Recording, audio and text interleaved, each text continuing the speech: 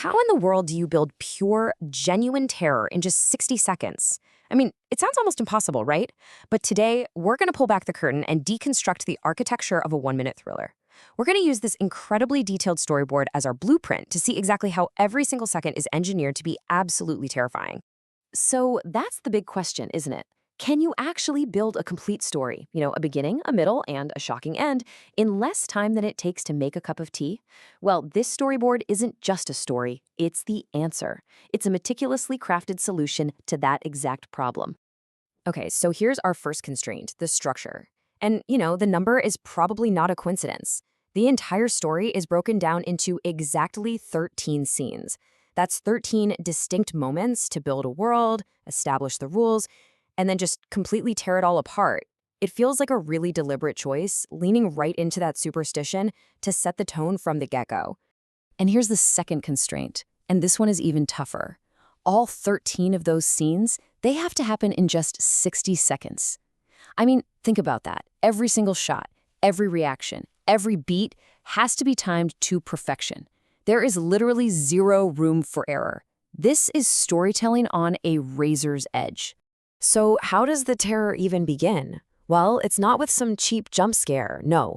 It's with something way more unsettling. These opening scenes are all about building a predator that we never, ever actually see on screen. So let's break down how they pull that off. This is where the fear really kicks in, with something as simple as breaking the laws of physics. We all instinctively understand how light and shadow are supposed to work. So by showing us a shadow that moves on its own, the film instantly shatters our sense of reality.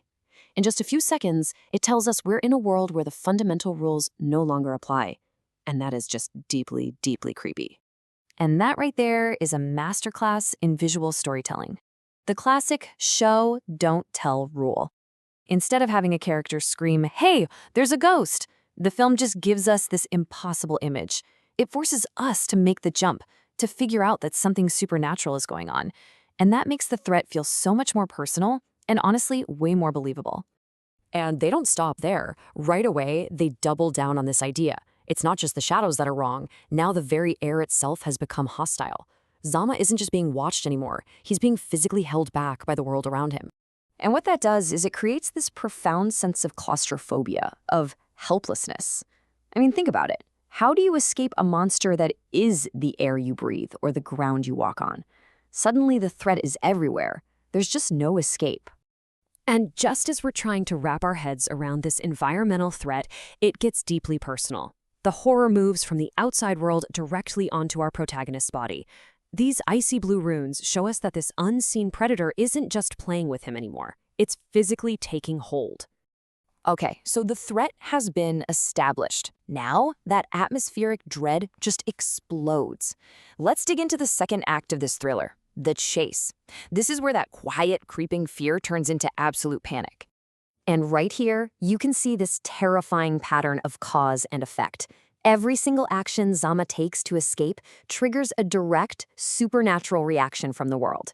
He sprints, and the pavement turns to liquid. He runs, and the air itself forms these smoky tendrils to grab him. This isn't just a chase scene. It's a battle against reality itself.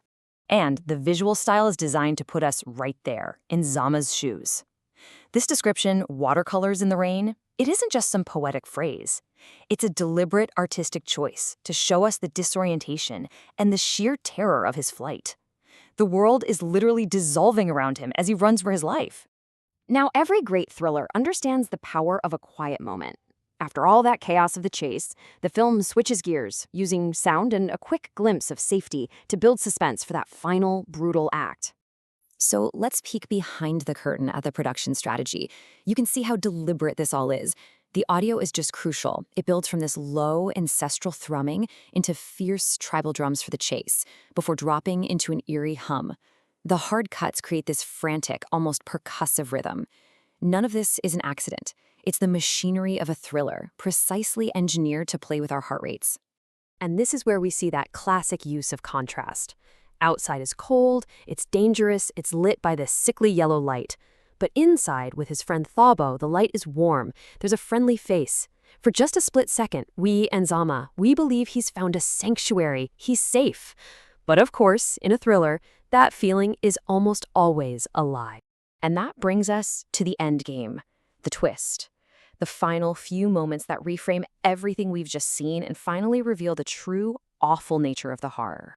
So he's inside, in this supposed sanctuary, and there's a television on. And a news anchor is describing the exact thing Zama just escaped, shadows that move against the wind. This is such a pivotal moment. And boom, that's the key. The threat is suddenly validated. This wasn't some personal hallucination. It wasn't one monster hunting one man. No, this is a widespread event. It's on the news, and the stakes have just been raised through the roof. And here it is, the final, devastating reveal. We get a close-up on Zama's eyes, and they are now glowing gold. The TV's reflected in them, but that text overlay tells us the real story. Ancient darkness rises. The whole chase, it wasn't about something trying to get to him. It was about something trying to get out. The film just leaves us with this truly chilling thought. Zama made it to his sanctuary, but he was completely wrong about where the danger was. The horror wasn't outside at all. It was inside him the entire time, which leaves us with this final, terrifying question. What do you do when the one place you thought was safe is actually the source of the threat?